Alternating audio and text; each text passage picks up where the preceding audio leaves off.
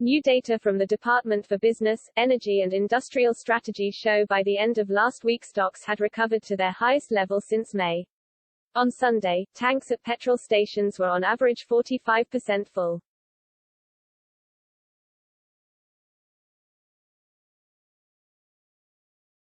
Storage facilities are rarely ever actually full.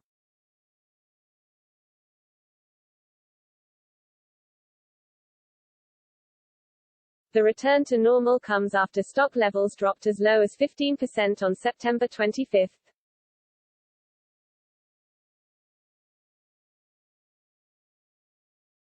The military was forced to be deployed to help distribute fuel following the shortages.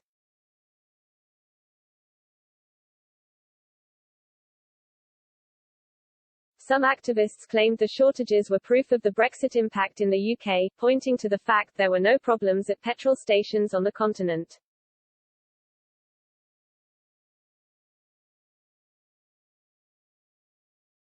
But following the return to normal, economists have criticized attempts to blame the temporary hiccup on quitting the bloc.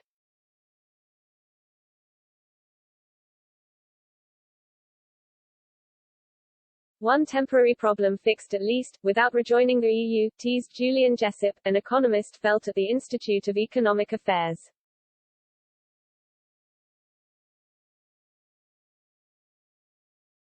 He told Express.co.uk, the petrol crisis was a moment of madness that really had very little to do with Brexit.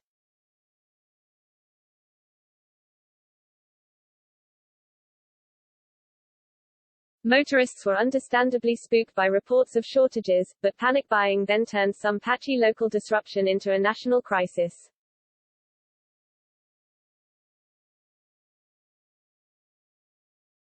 The fact that supplies are now back to normal shows that this was only a temporary hiccup and not a fundamental problem.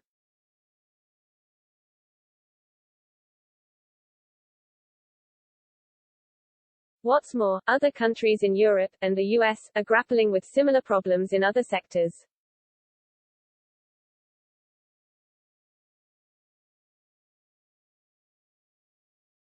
The fuel shortage began after BP warned on September 23 that it was closing a handful of petrol stations temporarily because of a shortage of drivers for fuel tankers.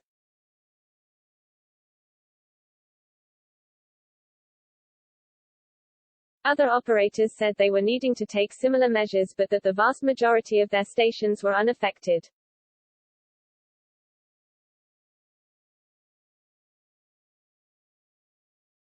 However, the announcement sparks panic of shortages with drivers rushing to fill up their vehicles.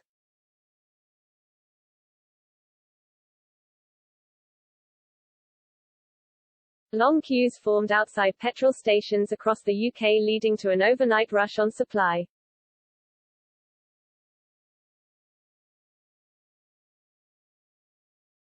There's an estimated shortage of more than 100,000 HGV drivers in the UK, a problem that is also being felt in the EU and US.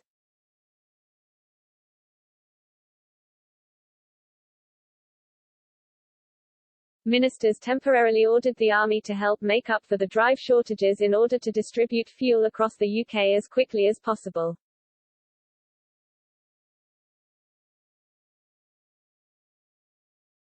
A government statement said, "Thanks to our interventions and the continuing deliveries made by the military, fuel levels across all regions returned to normal earlier this month."